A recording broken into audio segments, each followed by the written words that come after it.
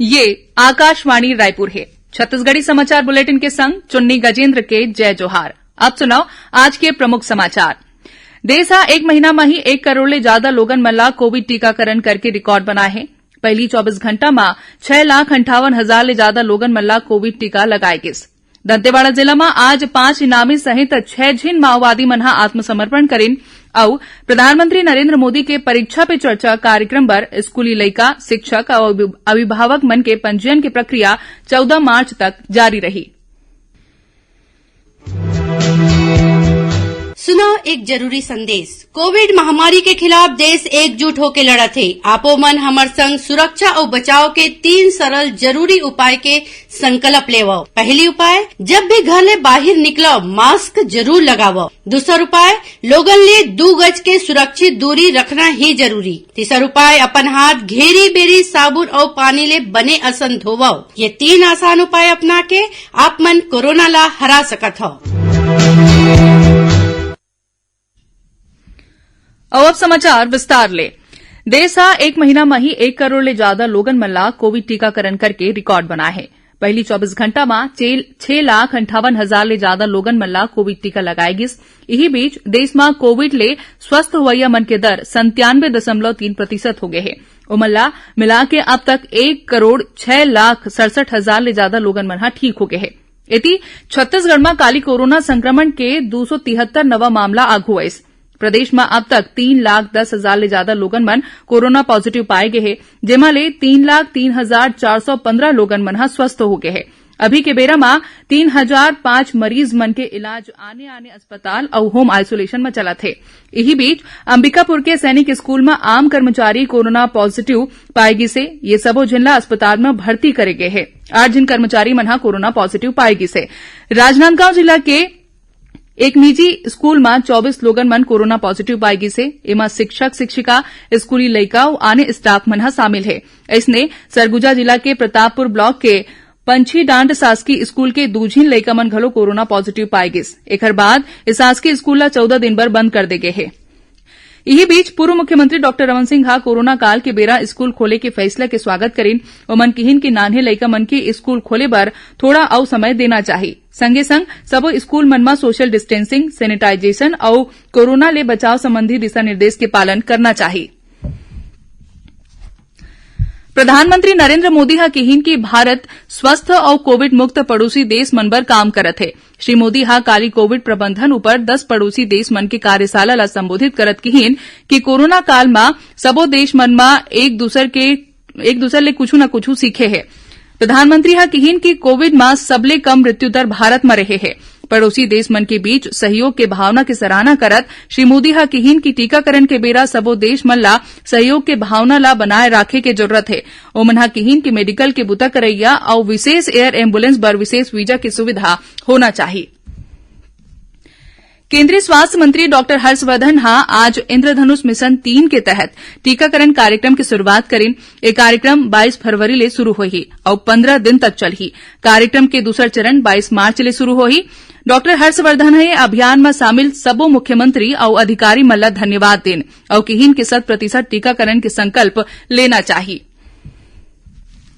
केंद्र सरकार हा आज बिजली ले चलैया गाड़ी और खाना बनाए के उपकरण मन ला प्रोत्साहन देबर गो इलेक्ट्रिक अभियान शुरू करिस। एकर उद्देश्य देश में ऊर्जा सुरक्षा सुनिश्चित करना है। यह अभियान लोगन मन ला जागरूक करही और जेखर ले लोगन मन पारंपरिक ईंधन ले चलैया वाहन मन ला छोड़ के बिजली ले चलैया गाड़ी मन के उपयोग करे। संगे संग खाना बनाए के पारंपरिक तरीका के बजाय बिजली ले चलैया उपकरण मन के माध्यम ले खाना पकाए जाए।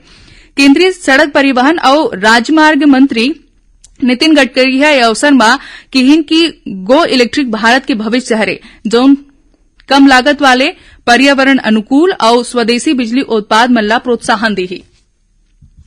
छत्तीसगढ़ी समाचार बुलेटिन आप मन हा आकाशवाणी रायपुर ले सुना था। छत्तीसगढ़ के खबर ले है आपके वास्ता और खबर के विश्वसनीयता ले है हमार वास्ता। आकाशवाणी समाचार रायपुर के प्रादेशिक समाचार बुलेटिन के संगे संग हमार समसामयिक कार्यक्रम आप रेडियो के संग अपन मोबाइल में घलो सुन सकत हो। आकाशवाणी समाचार फेसबुक, ट्विटर और यूट्यूब में घलो हावय। हमार फेसबुक पेज हरे Chhattisgarh news on AIR, Twitter handle CGAIR news और हमार यूट्यूब चैनल हरे छत्तीसगढ़ AIR न्यूज। तो अब रेडियो के संगे संग आपके मोबाइल के माध्यम ले हम आप तक पहुंचत हन। छत्तीसगढ़ के हर खबर बर सुनत रहो आकाशवाणी समाचार। अवा बाड़बो बाचे समाचार डहार। प्रधानमंत्री नरेंद्र मोदी के परीक्षा पे चर्चा कार्यक्रम पर स्कूली लइका, शिक्षक, अभिभावक मन के पंजीयन की प्रक्रिया 14 मार्च तक जारी रही।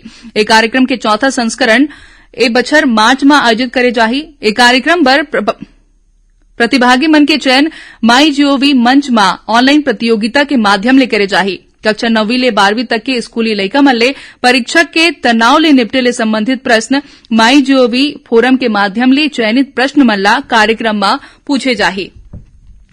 दंतेवाड़ा जिला में आज 5 इनामी सहित 6 जन माओवादी मनहा आत्मसमर्पण करेन। ए माओवादी मनहा लोन वर्राटू अभियान ले प्रभावित होके पुलिस अधीक्षक अभिषेक पल्लव के आघू आत्मसमर्पण करेन। ए माओवादी कटे कल्याण इलाका में लंबा बेरा ले सक्रिय रहिन। इखर मन ऊपर आईडी विस्फोट, रोड कटाई और बैनर पोस्टर लगाए सहित आने माओवादी घटना ला अंजाम देके आरोप रही से। आत्मसमर्पण करैया सबो माओवादी मल्ला राज्य सरकार के पुनर्वास नीति के अंतर्गत 10-10 हजार रूपया के प्रोत्साहन राशि प्रदान करेगिस। भारतीय जनता पार्टी महिला मोर्चा डहाले काली 20 फरवरी के राज्य सरकार के नीति मन के खिलाफ प्रदेशव्यापी धरना प्रदर्शन करे जाही।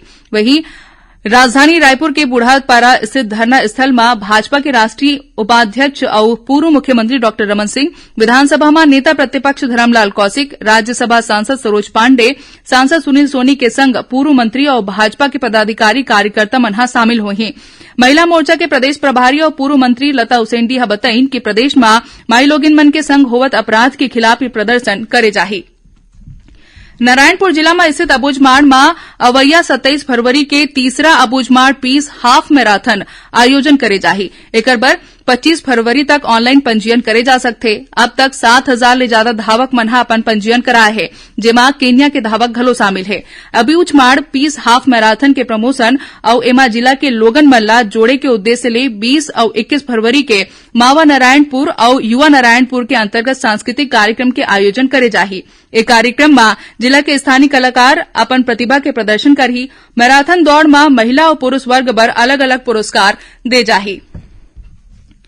मौसम विभाग अवैया 24 घंटा में प्रदेश के कुछ जगह मन में हल्का ले मध्यम बरसात होए के संभावना जता है। उन्हें आने इलाका मन में मौसम शुष्क रही। मौसम विभाग के अनुसार आंध्र प्रदेश और ओकर आसपास ऊपरी हवा के एक चक्रवाती घेरा बने हैं, जेकर असर ले दक्षिण छत्तीसगढ़ के कुछ जगह मन में हल्का ले मध्यम बरसात हो सकथे। वहीं काली देर रतिया राजधानी रायपुर सहित कुछ इलाका मन में हल्का ले मध्यम बरसात हुई से। दुर्ग जिला में घलो काली रात के तेज हवा के संग बरसात हुई, जेकर ले भिलाई के सेक्टर 10 में पेड़ गिरे ले एक युवक के मौत हो गए। यही बीच जसपुर जिला में काली बरसात के संग ओला घलो गिरिस। अब थोकिन समाचार सार में। महान शासक और योद्धा छत्रपति शिवाजी महाराज के जयंती में मुख्यमंत्री भूपेश बघेल उमल्ला नमन करेन। शिवाजी जयंती के अवसर में आज धमतरी में मराठा समाज के युवक मनहा मोटरसाइकिल रैली निकालिन। सूचना के अधिकार अधिनियम 2005 के अंतर्गत सूचना मांगे बर अब आवेदक आवेदन शुल्क के रूप में छत्तीसगढ़ के नॉन जुडिशियल स्टाम्प या फिर ई स्टाम्प के उपयोग कर सकते। छत्तीसगढ़ राज्य सूचना आयोग के मुख्य सूचना आयुक्त एम.के. राउत 4 जन सूचना अधिकारी मन पर 25-25 हजार रूपया के अर्थदंड के आदेश पारित करे है। और बिलासपुर जिला में इंदिरा आवास योजना के राशि में गड़बड़ी के आरोप में पुलिस पूर्व सरपंच और ग्राम पंचायत सचिव ला गिरफ्तार करे है। एकरे संग छत्तीसगढ़ी समाचार बुलेटिन इहे सिरात है। जय जोहार।